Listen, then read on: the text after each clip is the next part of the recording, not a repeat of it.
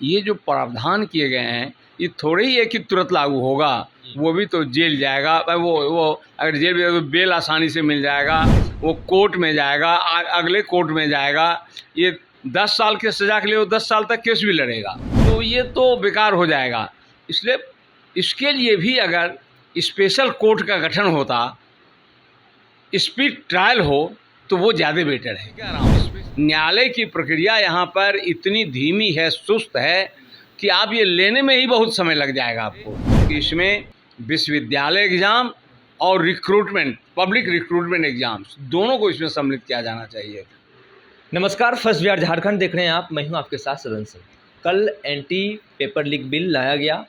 इन्हीं विषयों पर हमारे साथ बातचीत करने के लिए महान शिक्षाविद और पटना विश्वविद्यालय के पूर्व कुलपति डॉक्टर रसबिहारी प्रसाद सिंह हैं। आपका बहुत बहुत स्वागत है फर्स्ट बिहार झारखंड। धन्यवाद। कल एंटी पेपर लीक बिल लाया गया, आप इस बिल को किस तरीके से देखते हैं? नहीं, ये बिल तो एक अच्छा प्रयास है, बहुत अच्छा प्रयास है। केंद्र ने भी शुरू किया है, लेकिन देखिए पूर्व में भी बहुत प्रयास किए गए हैं। परीक्षा में गड़बड़ी होना एक बहुत ही दुखद घटना है और ये नहीं होनी चाहिए। ये राष्ट्रीय स्तर हो, राज्य स्तर पर एक विफलता है। सरकारी स्तर पर या उस तंत्र के स्तर पर जो इसको मैनेज करता है, और ये बिल इस पे दबाव जरूर कायम करेगा, लेकिन ये देखना होगा कि इसमें जो सॉल्वर गैंग और ये जो कहाँ से लीक होता है, प्रेस से होता है, क्वेश्चन सेटर के यहाँ से होता है, या व्यवस्था के टॉप पर जो हैं उनसे होता है, या फिर क्वेश्चन डिस्ट्रीब्यूशन के समय में होता है, ऑनलाइन एग्ज़ाम जब होती है तो ऑनलाइन का जो सेंटर है वहाँ होता है, टेक्निकल या डिजिटल माल प्रैक्टिसेस होता है। ये सब क्या हो, इसको खोजने में और जानने में और सही लोगों को लोकेट करने में कई समस्याएं आएंगी। और मुझे ऐसा लगता है कि ऐसे कॉम्प्लिकेशंस का लाभ फिर इस प्रकार के लोग उठाएंगे। इसलिए मूल आवश्यकता ये है कि जो इस बिल में नहीं चर्चा है, कि जो व्यक्ति इस प्रशासन के ऊपर है या जो इसके नियंत्रक हैं, कॉम्पिटेंट अथॉरिटी, जैसे नेशनल टेस्टिंग एजेंसी है, तो इसके ऊपर में जो उसके चेयरमैन हैं, मेंबर्स हैं, उन लोगों के लिए बहुत आवश्यक है कि वो मैन ऑफ इंटीग्रिटी हो, और अगर पेपर लीक होता है ऐसे व्यक्तियों को हटा दिए जाए, या नहीं तो फिर वो स्वतः से इस्तीफा दें। इस प्रक्रिया से एक मोरल वैल्यू क्रिएट होगा, मॉरल इन्वायरमेंट क्रिएट होगा, जो कि सॉल्वर गैंग या इस प्रकार के जो लोग हैं उस पर दबाव बनाएगा, वो कोशिश नहीं करेगा। क्योंकि ऊपरी लेवल पर, ऊपरी स्तर पर उदासीनता, मतलब काम को आप मैकेनिकल सिस्टम में ले रहे हैं, क्वेश्चन सेट होके आया, प्रिंट हो गया, बट गया, चला गया। इसी बीच में जो अलग अलग प्रकार के धूर्त हैं जो बच्चों के जीवन को बर्बाद करते हैं, वो कहीं न कहीं छीना झपटी करते हैं या अलग प्रकार का माल प्रैक्टिस करते हैं। इसलिए करते हैं कि ना तो केंद्र पर जहाँ परीक्षा होती है, और ना टॉप लेवल पर, या और भी जो ट्रांजिशन लेवल्स हैं, कहीं पर सख्ती का प्रावधान है। इस बिल में जहाँ तक हम समझते हैं कि जो प्रावधान है वो बहुत टाइम टेकिंग होगा। एग्ज़ाम आप कैंसिल कर दीजिए, दोबारा ले लीजिए, तिबारा लेते हैं। इसको हम विचार नहीं करते कि बच्चों के मानसिक स्तर पर कितना बुरा असर पड़ता है, राज्य की छवि कितनी खराब होती है, युवाओं का समय बर्बाद होता है। इन पर बिना विचार किए हम परीक्षा दोबारा ले लेते हैं। परीक्षा दोबारा लेना कोई तुक नहीं है। दोषियों को दोष दिया जाए, लेकिन उसके पहले दोषी को जेल भेजें, सज़ा दें। उसके पहले जो हाईएस्ट लेवल के अथॉरिटी हैं उन पर रिस्पॉन्सिबिलिटी फिक्स की जाए, और जिसका इसमें कोई प्रावधान नहीं है उन पर रिस्पॉन्सिबिलिटी फिक्स की जाए। वो तो ऐसे बच के निकल जाते हैं, आपने इस्तीफा दे दिया, आपको हटा दिया गया, आप आराम से बैठे हुए हैं। लेकिन आपके चलते आज जो नीट की समस्या क्या है, नेशनल टेस्टिंग एजेंसी के लोग आराम से बैठे हुए हैं, एक इंक्वायरी कमेटी बना दिया है।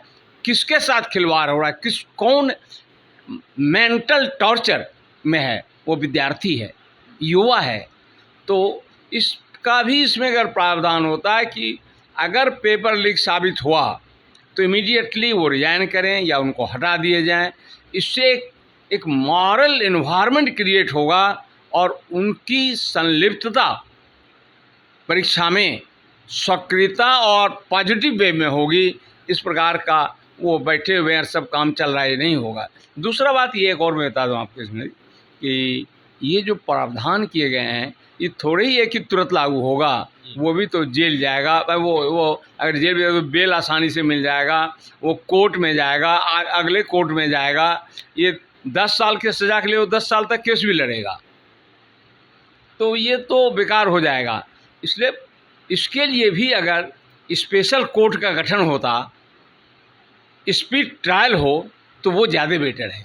स्पेशल कोर्ट और स्पीड ट्रायल, क्योंकि 6 महीने के अंदर दीजिए निर्णय, इसको जेल देना है, 10 साल देना है, 1 करोड़ फाइन लेना है, क्या करना है, ये लंबा वक्त आप दे रहे हैं उसको। इसके लिए स्पेशल कोर्ट का एक प्रावधान होना चाहिए था। इस बिल में 3 से 10 साल की सज़ा का प्रावधान है और 10 लाख से 1 करोड़ रुपए तक का जुर्माना जो दोषी पाए जाएंगे। क्या ये आप इसमें किस तरीके से देखते हैं, क्या कुछ और भी बदलाव हो सकते हैं? नहीं, देखिए ये है तो बहुत अच्छा, कोई बदलाव की ज़रूरत नहीं है, लेकिन मैं ये कह रहा हूँ कि कब फाइनली उसे लिया जाएगा, ये तो मैं कह रहा हूँ। न्यायालय की प्रक्रिया यहाँ पर इतनी धीमी है, सुस्त है कि आप ये लेने में ही बहुत समय लग जाएगा आपको। अच्छा, इसके बाद कहते हैं कि उसको सर्विस से हटाएंगे, लेकिन इसमें ये प्रावधान नहीं है कि सर्विस से जो उनको हटा दिया जाएगा ब्लैक लिस्ट करेंगे, ये कहीं है टर्म ब्लैक लिस्ट।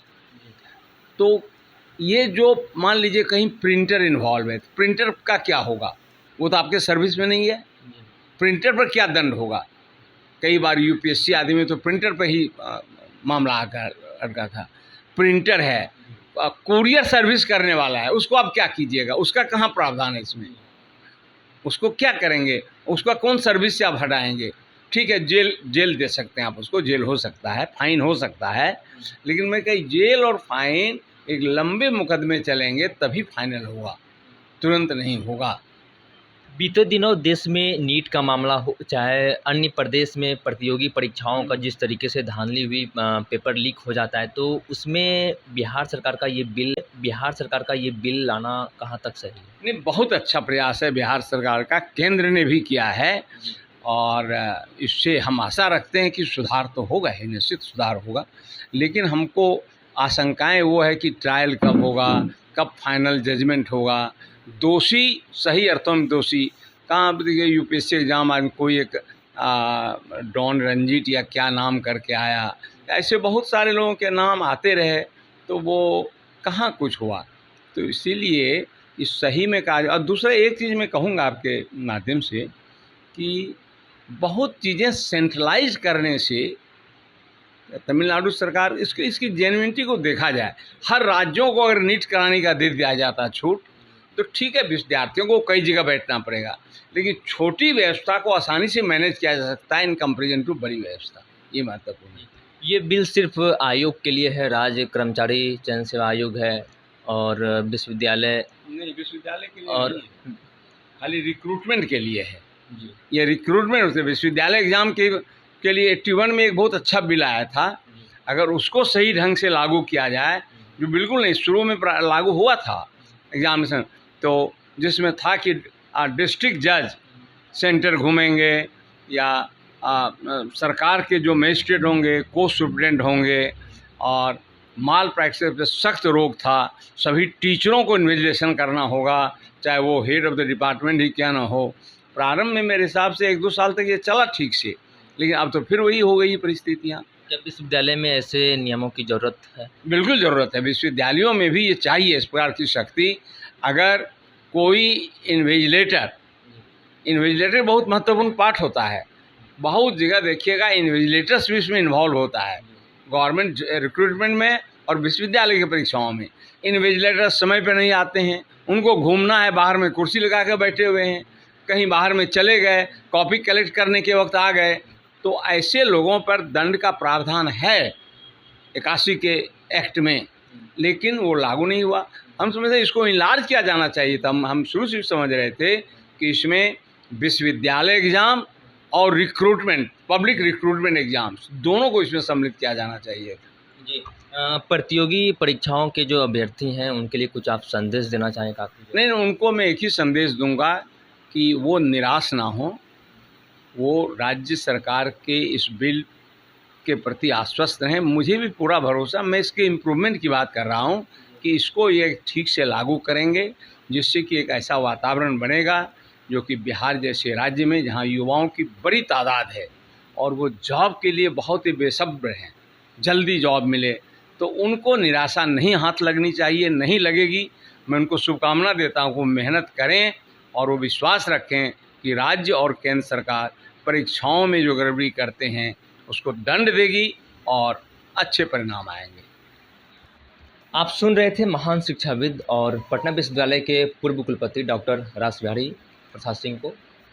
आप बाकी अन्य खबरों के लिए बने रहिए फर्स्ट बिहार झारखंड पर। मैं सदन सिंह, पटना।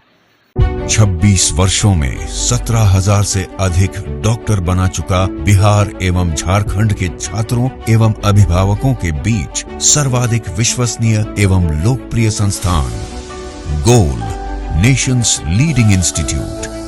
हमारा विश्वास गोल के साथ।